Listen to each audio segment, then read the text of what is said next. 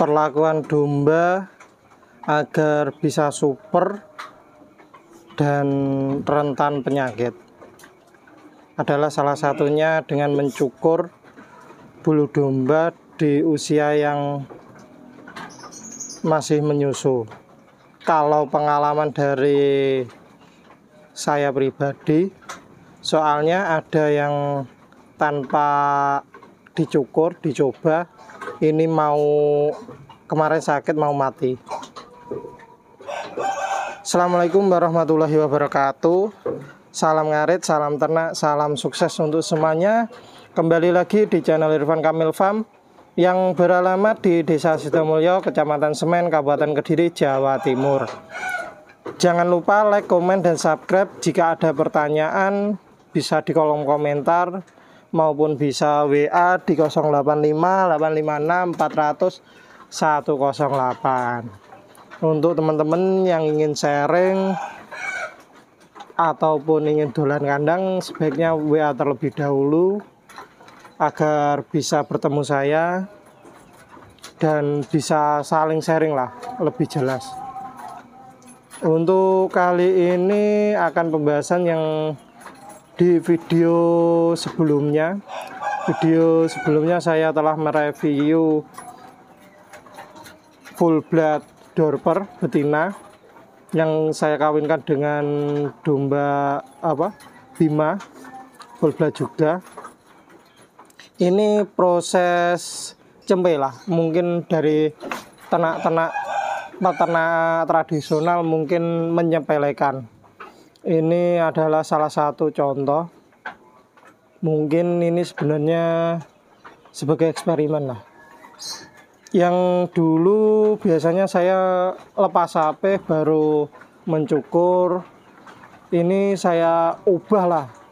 Saya unboxing dari kebiasaan lama. Sebelum lepas HP saya cukuri biar lebih maksimal. Ini saya sisakan satu. Tetapi alhasil kita tidak tahu sama sekali dia sakit atau tidak di situ.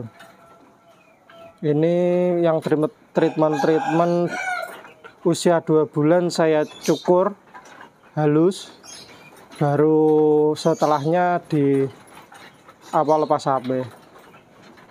Ini juga betina-betina yang usia lepas HP ini.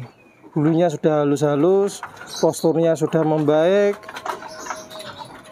tidak ada kendala.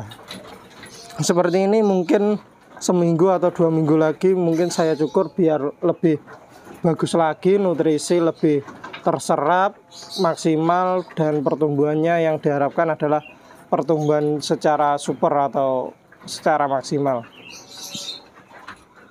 di situ.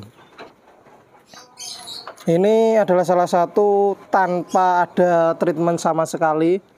Ini pakainya kurang bagus, pencukuran tidak dilakukan, yang membuat ternak itu pertumbuhannya agak lambat.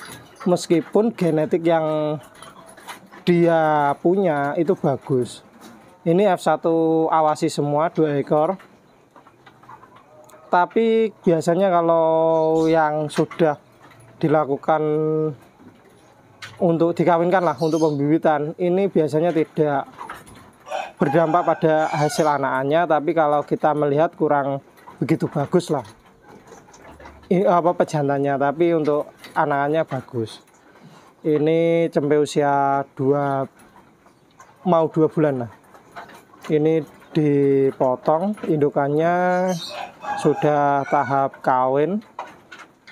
Ini dari indukan lokal kawin gembul merino atau bisa dikatakan dombos. Ini adalah yang mau mati ini dombanya. Ini proses dari awal, proses pencukuran. Ini kalau kita bilang ya cross merino lah, indukan lokal kawin jantan merino. Dari kita mencukur itu kita bisa melihat lah kualitas dari tubuhnya bagaimana, gemuk atau tidak, kurus atau tidak. Itu yang warna hijau itu sanek atau pencuci piring lah. Itu untuk mempermudahkan kita mencukur. Nanti kita bisa melihat hasilnya bagus atau tidak. Nanti biasanya kalau yang dulu-dulu itu yang pertumbuhannya agak lambat sering saya cukur, biar birainya pertumbuhannya biar lebih maksimal, tidak kalah dengan sebaraan atau sepelantaran. Nah, di situ kita beternak itu harus bisa memaksimalkan yang ada, dan kita bisa, kalau ada kendala kita bisa meminimalisir kendala itu sendiri. Ini kemarin ini sebenarnya mau mati lah, kejang, tidak mau berdiri, sudah kaku. Ini alhamdulillah ada indikasi masih punya bisa bertahan lah.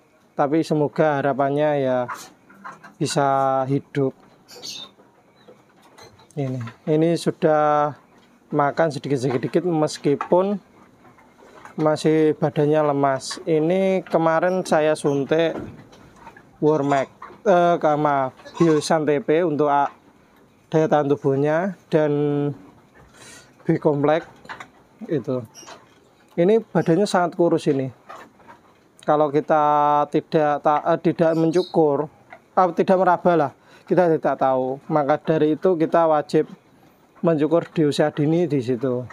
Soalnya kalau kita ternaknya indukan cuma sedikit, mungkin kita pemantauannya lebih mudah. Tapi kalau indukan bisa lebih dari 20 atau hampir mendekati 50, itu kita harus SOP-nya harus bagus. Ini kita bisa lihat hari ini yang lebih bagus itu yang perlu ada penambahan di situ.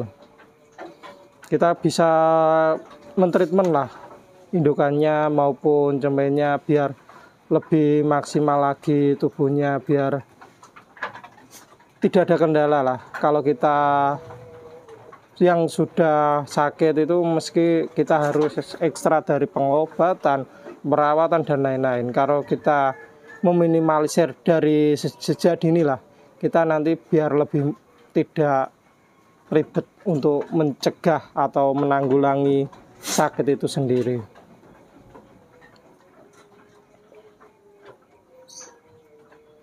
Biasanya dulu yang nyukur saya sendiri, sekarang karena aktivitasnya dan populasinya semakin banyak, adik saya yang mencukur. Ini sedikit-sedikit sudah mau makan, tapi kita belum bisa mengatakan dia sembuh atau gimana. Soalnya dari saya memegang sendiri badannya itu hanya tulang-tulangnya saja, padahal indukannya kelihatan bagus di situ.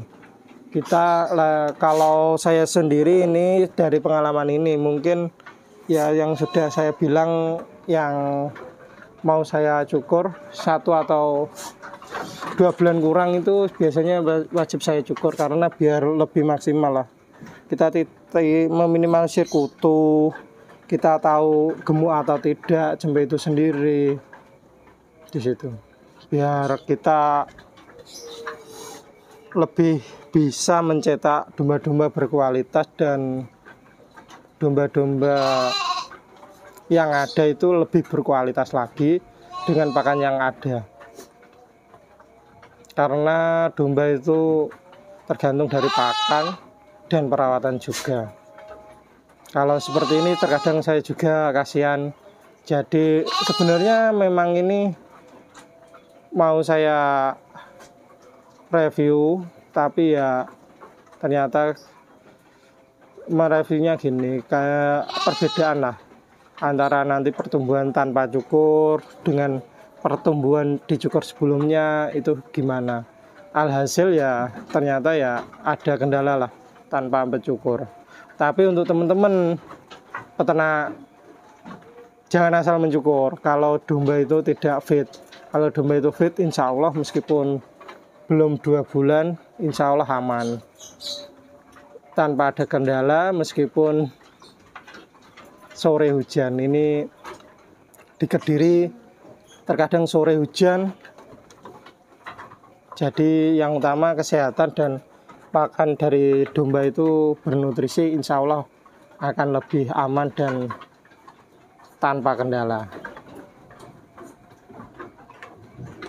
Ini yang satunya, ini indukan lokal kawin cross merino, jejinnya cross merino. Yang satunya Texelan lah, tapi tidak super, ya hanya Texelan. Ini perkembangan masih agak sakit. Ini yang kemarin saya dicukur, kelihatan lebih bersih-bersih dan bisa dilihat gemuk dan tidaknya.